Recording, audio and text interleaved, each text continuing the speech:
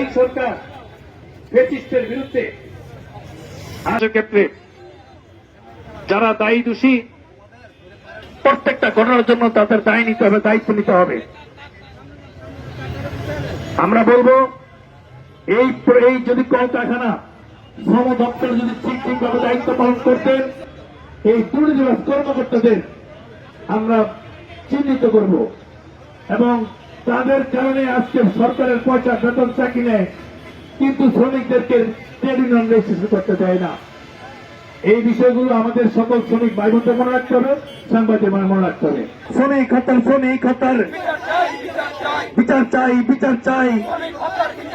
দুনিয়ার মজদুর এক হও, লড়াই করো।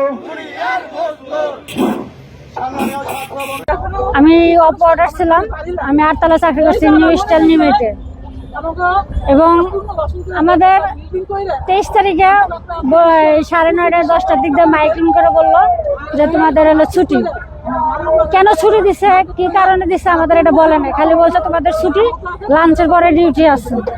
আমরা চলে গেছি, যাওয়ার পরে আমরা পরে শুনতে পারছি যে 3 তলায় কি প্লেয়ারের কাছে ফাটন দিচ্ছে, একটা ইঞ্জিনিয়ার এসে পরীক্ষা করবে, তারপর আমাদের ডিউটি।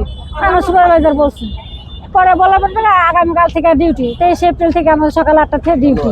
তো এই কথা বলার পরে আমরা আর আসিনি। 23 তারিখে যখন সকালে আসি, ফোন দেয় আবার আমাদের সুপারভাইজার এবং ইনচার্জ পিএম ফোন দেয়, হুমকি দেয় যে তোমরা যদি কালকে না ডিউটিতে আসো, এই ভয় পেয়ে যদি তোমরা ডিউটিতে না আসো, তোমাদের 2 মাসের স্যালারি আটকাই দিব আমরা, তোমরা যদি না আসো ডিউটিতে। আমরা যারা যারা আসবে না তাদের একটা লিস্ট করে তাদের স্যালারি আটকাই দিব। তা আমরা যখন 2 মাসের স্যালারি যদি আটকায় দেয়, তাহলে তো আমরা চলতে পারবো না, খাওয়া ঘর ভাড়া তো দিতে হবে। সেই ভয় আমরা আসছি। আসার পরে যখন আমরা গেটের সামনে আসছি, তখন আমাকে ফ্লোরে ঢুকাইছে। আমরা ঢুকতে চাই না, আমাদের জোর করে ঢুকানো হয়েছে। আমাদের পিএম আমাদের ঢুকাইছে জোর করে যে তোমরা ফ্লোরে ওঠো, নাহলে তোমরা কাজ করো, নাহলে কোনো সমস্যা নেই, আমরা ইঞ্জিনিয়ার এসে পরীক্ষা করছি, কোনো সমস্যা নেই, তোমরা ডিউটি করতে পারো। আমার ক্ষতিগ্রস্ত, আমার মেরুদণ্ড হাড় ভেঙে গেছে, আমার একটা হাড় বেঁকা হয়ে গেছে। কারণ তার মনে করেন একটা মানুষের জীবনের মূল্য হলে মেরুদণ্ড, যার মেরুদণ্ড না তার জীবন থাকে, তার জীবন বেঁচে থাকাচ্ছে না, আর জীবনের সাথে যুদ্ধ করতেছে।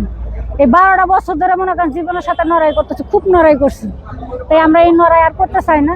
সরকারের কাছে একটা আবেদন, এই কালকে 24 এপ্রিল আমাকে যুগ পার হয়ে যাব, তাই সরকারের কাছে একটা আবেদন, আমাদের যেন ক্ষতিপূরণটা দিয়ে দেয়।